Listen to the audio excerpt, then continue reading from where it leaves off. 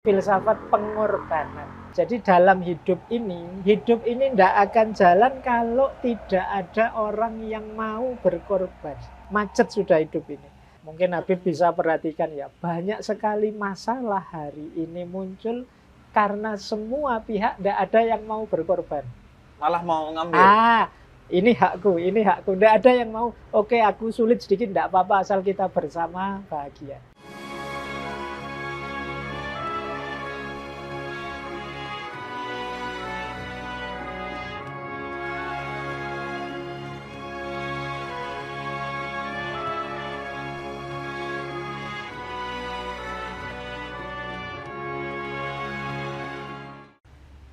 Pak Faiz ini kan bahkan gambarnya aja dalam bentuk video itu susah ditemui di YouTube kan.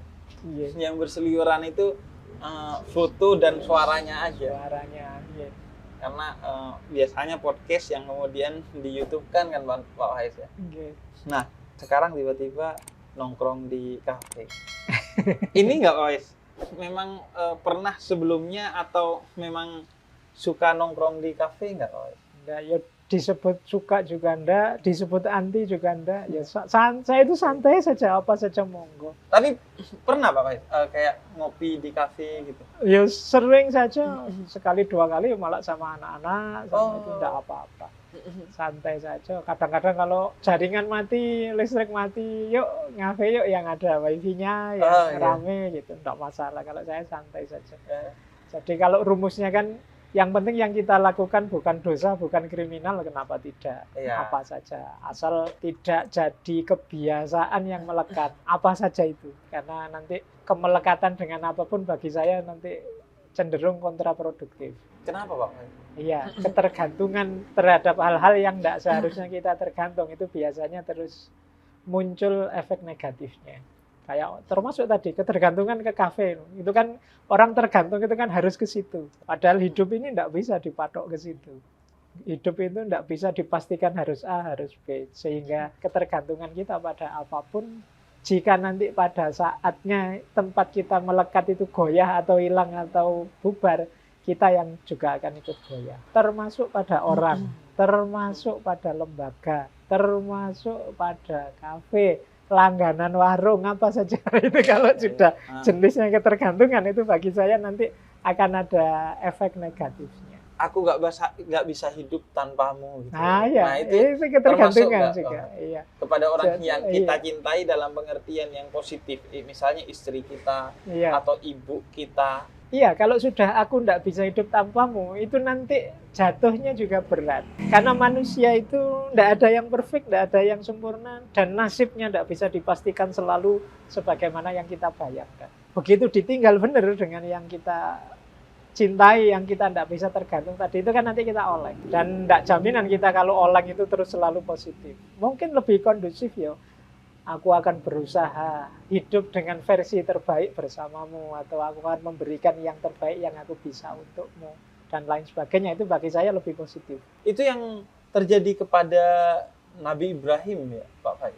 Iya. Terkait dengan mengorbankan Ismail. Keterikatan, kemelekatan yang sesungguhnya, sehingga oleh Allah diuji dengan itu. Jadi untuk lepas kita dari yang membuat kita tergantung. Makanya menarik kalau bahasanya Al-Quran, bahkan anak-anak dan harta kita itu fitnah bahasanya Al-Quran. Kenapa? Dia jadi fitnah kalau membuat kita melekat. Karena kalau dalam agama itu kan kemelekatan satu-satunya itu Allah. Kemelekatan kita pada yang selain Allah, itu hasilnya adalah nanti kegelisahan dan kesulitan hidup kita sendiri. Kita perlu yang lain, ya. Kita butuh hal yang lain untuk bersandar. Kita perlu bantuan orang lain untuk kerjasama, pasti. Wong kita manusia itu lemah. Tapi semoga tidak kemelekatan dan ketergantungan. Ketergantungan kita pada guru kita misalnya A, pokoknya kalau tidak guru kita ini, saya enggak. Wong namanya manusia, kadang-kadang tiba-tiba guru kita tergoda atau kepeleset sedikit itu, terus diserang orang banyak. Akhirnya kita goyah juga, kita goncang juga. Atau kita ditinggal oleh guru kita, goyah juga, goncang juga. Maka kita saling mengambil manfaat, saling belajar, saling mendukung, dan lain sebagainya, oke. Tapi semoga tidak kemelekatan. Ya. Nah, kemelekatan itu nanti menyulitkan kita sendiri, selain juga menurut petunjuknya agama yang paling kondusif, yang paling positif itu kemelekatan pada Allah. Ini tidak mungkin berubah, tidak mungkin goyang, tidak mungkin goncang, akan selalu stabil. Jadi sebenarnya akhirnya tuh setiap kita itu seperti Nabi Ibrahim ya, Pak Faiz. Iya. Ada aja yang Iya. menjadi seperti Nabi Ismailnya ya, Iya. yang bikin kita kayak, oh cinta banget nih sama ini. Iya, karena biasanya kan kita begitu, selalu ada idola-idola yang kita tidak bisa lepas. Termasuk ya Anak medsos. kita sendiri, iya, yang kita tidak bisa lepas. Bahasanya saja idola, dari bahasa Inggris idol. Gitu. Itu nanti kalau pakai istilahnya orang sufi, inilah nanti yang jadi hijab kita di hadapan Allah, menghalangi kedekatan kita dengan Allah. Padahal kalau dalam Islam itu kan rumusnya apapun selain Allah, bukan berarti kita tidak boleh berinteraksi. Kita jadikan kendaraan untuk kita semakin dekat pada Allah. Jadi kedekatan kita dengan anak kita itu jadi kendaraan kita semakin dekat pada Allah. Tidak malah menjauhkan kita dari Allah. Harta kita juga begitu. Guru kita juga begitu. Lembaga kita juga begitu. Apapun itu. Itu kan kalau dalam Islam rumusnya itu sebenarnya. Nah, kemelekatan kita tadi itu kalau kita sangat melekat tergantung akhirnya jadi penghalang kita di hadapan Allah. Sehingga Ismail oleh Allah sembelihlah Ismail. Berarti kita juga dari pelajaran ini nanti ya sembelihlah Ismail yang ada dalam diri kita dalam tanda petik. Jadi kemelekatan kita. Orang sering bilang juga yang sejatinya harus disembelih itu bukan hanya hewan di luar diri kita, tapi di dalam diri kita, sifat kebinatangan. Itu hikmah kurban biasanya. Di filsafat tuh seperti itu juga nggak, Pak? Jadi filsafat itu sebenarnya saya juga pernah membahas itu tentang filsafat pengorbanan. Jadi dalam hidup ini tidak akan jalan kalau tidak ada orang yang mau berkorban. Macet sudah hidup ini. Kalau dalam banyak hal, orang tua dengan anaknya itu kan perlu pengorbanan orang tua demi kemajuan anaknya. Guru dengan muridnya, guru perlu berkorban tenaga, waktu, dan macam-macam untuk keberhasilan muridnya. Sahabat dengan sahabatnya harus ada yang mau berkorban. Kalau tidak ada yang mau berkorban, tujuan bersama tidak akan tercapai. Mungkin Habib bisa perhatikan ya, banyak sekali masalah hari ini muncul karena semua pihak tidak ada yang mau berkorban. Malah mau ngambil. Ini hakku. Tidak ada yang mau, oke aku sulit sedikit, tidak apa-apa, asal kita bersama bahagia. Asal kita bersama kondusif rukun. Itu sulit sekarang nyari orang yang mau berkorban. Semua orang ingin seneng, ingin enak, ingin untung. Bahkan kesulitan sedikit saja, mereka tidak mau nanggung. Ini bahasanya tidak mau berkorban. Jadi bagi saya justru pelajaran dari korban yang penting itu bagaimana kita punya mental berkorban. Kalau dulu para pahlawan tidak ada yang mau berkorban, nyari enaknya sendiri, mungkin tidak ada Indonesia ini. Kalau semuanya nyari nyaman saja, biar saja yang berjuang, saya biar keluargaku aman, aku nyaman saja, tak sembunyi saja. Mungkin dia boleh, tidak ada yang menyalahkan dia. Tapi dia mau berkorban. Dalam perspektif yang lebih dalam dan universal, sebenarnya yang paling berkorban itu yang paling untung sebenarnya ya, Pak Faiz ya. Jadi jangan dikira pengorbanan itu kehilangan besar, tapi justru pengorbanan itu pendapatan besar. Kayak mancing. Iya. Jadi orang yang mau berkorban itu bahasa saya orang yang sudah menang, melawan dirinya sendiri. Jadi itu ciri-ciri kemenangan orang yang mau berkorban. Ya, jadi hidup itu kan yang paling berat itu mengorbankan apa yang sebenarnya bisa kita peroleh, kita nikmati, tapi untuk sementara tidak kita nikmati, tidak kita peroleh demi kemaslahatan yang lebih besar. Ini ciri-ciri orang yang menang atas dirinya sendiri. Sebagian besar kita itu nyari enak, nyari seneng. Tidak ada orang itu tidak nyari enak, nyari. Semua ingin nyaman, ingin enak. Tapi orang-orang yang mau berkorban ini dia menang atas dirinya, menaklukkan egonya. Tidak apa-apa, aku tidak seneng dulu asal orang lain bahagia, asal anakku bahagia, asal temanku bahagia, asal tetanggaku bahagia. Ini orang bagi saya menang.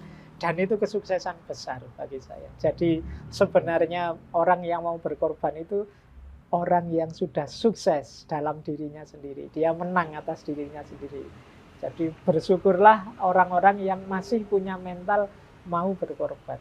Ya seperti saya bilang tadi, orang hari ini tuh sulit mau berkorban. Iya. Inginnya aku Mendapatkan. yang enak, iya, aku dapat sesuatu, aku memperoleh sesuatu. Bahkan nggak cuman aku, Pak Faiz. Orang itu sekarang nyari harta untuk anak, cucu, dan 7 turunan. Iya, itu mending kalau anak cucu itu dulu. Kadang-kadang untuk lembagaku, kelompokku biar leading terus, aliranku biar menang terus. Nah ini, jadi yang difikirkan adalah kenyamanan, keenaan, kesuksesan diri. Ini termasuk mental yang saya sebut tadi, tidak mau berkorban. Jadi yang dipikir skala yang lebih luas, lebih besar. Itu menurut saya akan jadi kunci kesuksesan di level manapun, diri sendiri maupun level bangsa, negara, bahkan level internasional. Termasuk hari ini ada perang misalnya Rusia sama Ukraina. Itu kalau dicermati, mesti ada pihak yang tidak mau kenyamanannya terusik. Dia ingin agar keinginannya terpenuhi. Tidak ada yang mau berkorban, mengorbankan kepentingan kecilnya demi kenyamanan, kedamaian yang lebih besar. Jadi pasti ada titik-titik itu. Konflik apapun terjadi, itu kan terjadi karena masing-masing pihak ingin enak, ingin menang, ingin nyaman, tidak ada yang mau berkorban. Tapi biasanya Pak Faiz, orang mau berkorban kalau dia terjamin dengan berkorban itu jadi bahagia. Kalau ini namanya bukan berkorban, kalau saya itu namanya dagang. Dagang. Iya, jadi kalkulasi untung rugi. Menang kalah. Nabi Ibrahim itu kalau tahu sebelumnya bahwa Ismail ini akan diganti nanti dengan domba, itu nilainya sudah bukan korban lagi kan. Ya dia sudah tahu sih mau diganti domba, itu namanya bukan pengorbanan. Justru disebut pengorbanan itu karena dia tidak tahu, pokoknya ya dia ikhlas saja mengorbankan anaknya. Bahwa Allah mengganti dengan domba itu sudah di luar kalkulasi dia. Kalau sudah tahu sebelumnya, namanya bukan pengorbanan. Persis orang sedekah. Kita itu sering merasa sedekah, tapi sebenarnya hakikatnya kita sedang berdagang. Karena kita ingin untung lebih besar. Jadi mentalnya bukan mental memberi, tapi ini mental investasi. Jadi memberi untuk dapat lebih besar. Bahkan sekarang banyak tuh beberapa lembaga amal atau masjid itu menyebutnya investasi, tapi investasi akhirat. Investasi akhirat. Jadi mentalnya mental dagang. Jadi, itu nggak salah tapi ya Pak? Enggak salah, karena memang ada manusia itu levelnya banyak. Ada memang levelnya masih di situ. Jadi Al-Quran itu kan ngomong untuk semua kalangan. Makanya ada ayat-ayat yang mengakomodir orang-orang yang kalau saya ibadah harusnya dapat apa, ini, dapat itu, terhindar dari apa. Sehingga nanti banyak ayat, banyak hadis yang isinya amalah sekian nanti dapat ini, hindari ini nanti untungnya ini. Gitu. Memang untuk orang-orang yang ada di level masih berpikirnya untung rugi. Dan itu nggak bertentangan dengan orang yang menganggap beramal kok takut neraka atau karena ingin surga. Enggak, saya itu kira, soal level-level bagi saya level.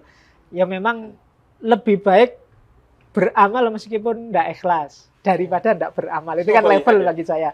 Tidak beramal atau tidak mau beramal mungkin level paling rendah. Di atasnya beramal sih meskipun tidak ikhlas. Kalau bisa ya naik level lagi. Yang tertinggi beramal tapi ikhlas. Jadi kita kan sering mikirnya hitam putih kan. Kalau tidak ikhlas sudah tindak. Ya tidak begitu ya. Ada levelnya. Sama kayak puasa itu kan. Ada level awam, ada khawas ya tidak apa-apa. Meskipun awam asal masih puasa, meskipun masih kalkulasi asal masih mau sedekah, alhamdulillah. Masih mau berkorban tidak apa-apa lah, meskipun masih mengharap balasan dari Allah. Ya kalau bisa naik level korban tapi ikhlas. Jadi ini sebenarnya urusannya leveling saja, tingkat kesadaran dalam beragama saja kalau saya. Jadi tidak salah. Pak, sedekah kok ada pamrihnya? Ya mending begitu daripada tidak sedekah. Jadi karena levelnya lebih tinggi daripada tidak sedekah. Ya kalau bisa sedekah plus ikhlas. Ininya kalau dulu pertama belajar filsafat tuh Pak Faiz kan, identik dengan contoh bahwa al-insanu hayawanun natik. Manusia itu adalah hewan yang berpikir. Nah, bahwa manusia itu adalah hewan, dan kurban itu tentang penyembelihan hewan, itu di filsafat jadi concern ya Pak? Iya, bisa dimaknai begitu. Jadi kenapa dianalogikan hewan? Ya karena di antara maknanya itu menyembelih kehewanan dalam diri kita. Jadi manusia itu kalau pakai ini misalnya pakai teorinya Imam Ghazali ya, yang beliau ya teolog ya filosof. Manusia itu isinya 3 jiwanya itu. Ada jiwa bahimah, ada jiwa sabuiyah, ada jiwa natikoh. Apa aja tuh Pak? 2 yang pertama ini binatang, yang natikoh ini baru manusia. Okay. Bahimah itu binatang ternak. Jadi binatang ternak itu kalau ada orang kok tipe bahimah itu yang dipikir hanya kemakmuran, kenyamanan dirinya saja. Makan, minum. Nah, ini 3. Jadi orang kok fokus hidupnya ke situ, terus mikir nanti anakku makan apa, sampai generasi kesekian harusnya sudah makmur, terjamin makannya. Ini cara berpikir bahimah, masih kebinatangan. Naik 1 level sabuiyah atau siba. Ini binatang buas. Binatang buas itu orang yang mode hidupnya itu ambisi, menghalalkan segala cara, mengalahkan ini, menaklukkan itu, mencapai jabatan ini. Ada orang rela kehilangan banyak asal jabatannya bisa diraih, gengsinya naik di depan orang lain karena sukses, ambisinya dan lain sebagainya. Ini kayak binatang buas, agresif menyerang yang lain. Nah, yang ketiga natikoh, ini yang dasarnya akal budi tadi.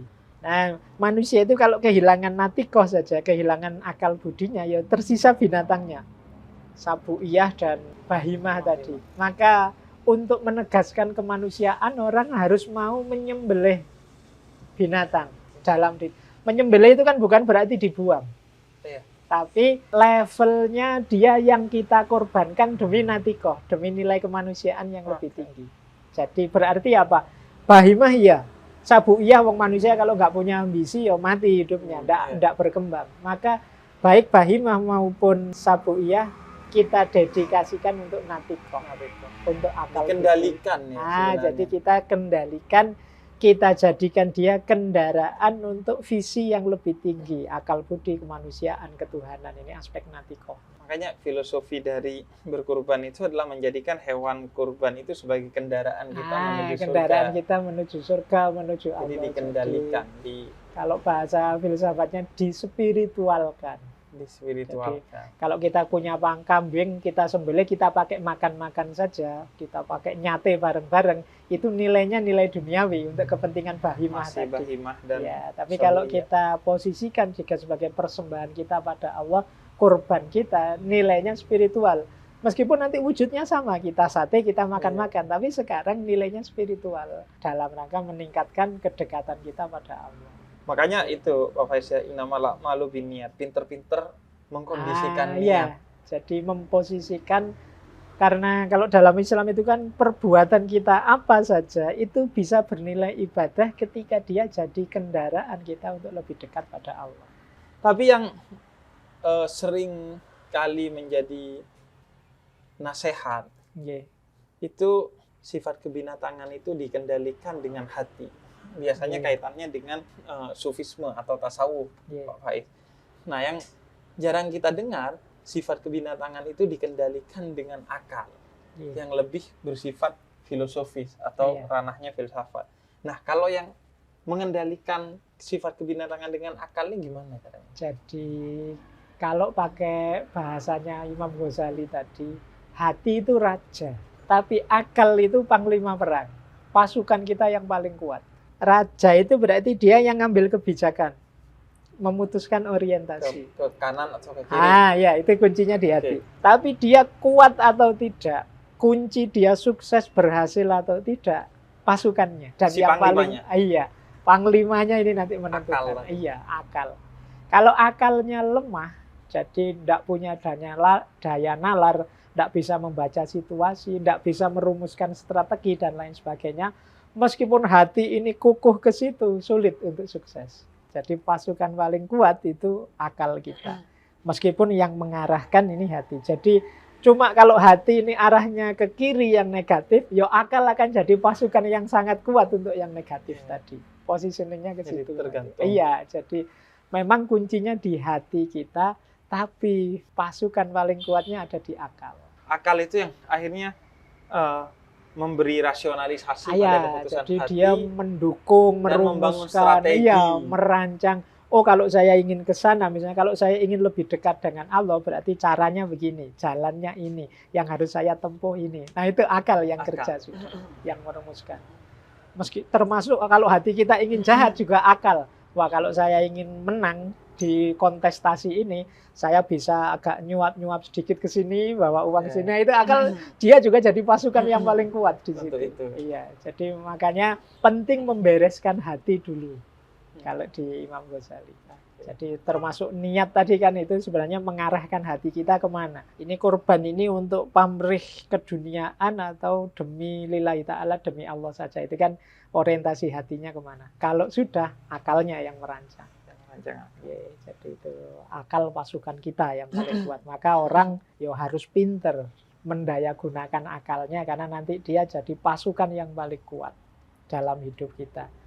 Makanya perlu juga ngerti filsafat yang mengajarkan kita cara berpikir yang benar, cara berpikir yang mendalam.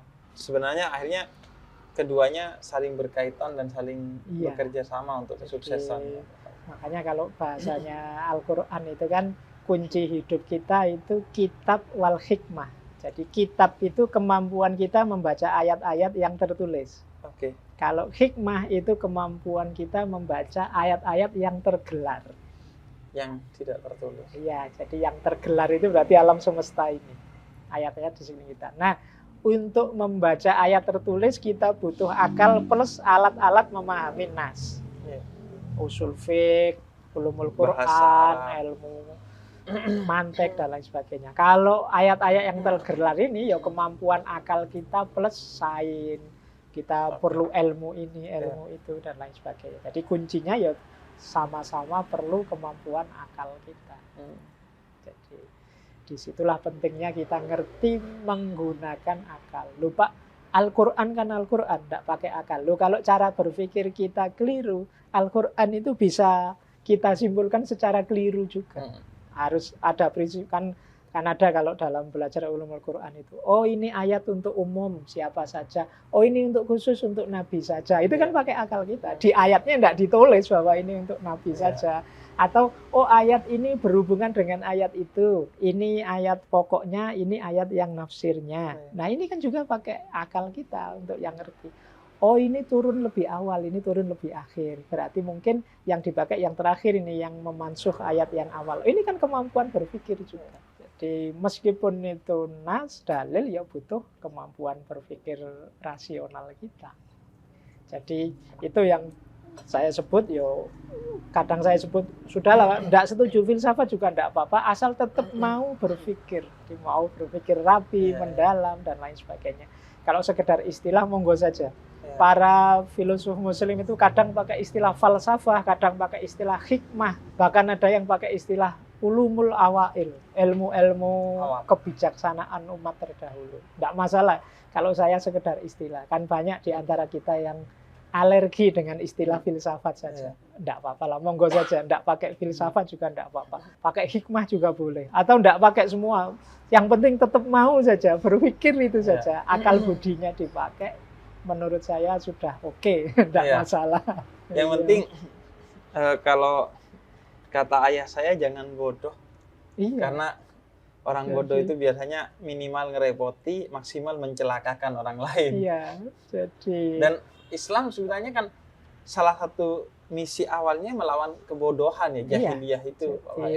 Melawan kejahiliahan. Persis dengan lahirnya filsafat. Filsafat itu kan dari mitos ke logos. Lahirnya filsafat menentang orang-orang yang berpikir mitos. Zaman itu di Yunani itu kan banyak mitos-mitos Zeus, mitos-mitos dewa-dewa dan lain sebagainya. Yang menurut para filosof ini tidak masuk akal, tidak menyelesaikan masalah. Dari mitos ke logos. Jadi mungkin kalau pakai bahasa hari ini filsafat itu lahir dalam rangka membasmi bid'ah khurafat tahayulnya orang Yunani saat itu. Nah, dengan berpikir rasional. Dan itu mirip dengan Islam kan datang untuk memberantas kejahiliahan. Hidup kok tidak rasional, hidup kok tidak masuk akal, tidak punya hati nurani. Nah, itu terus Islam datang memberantas itu. Terima kasih Pak Faiz. Terima kasih.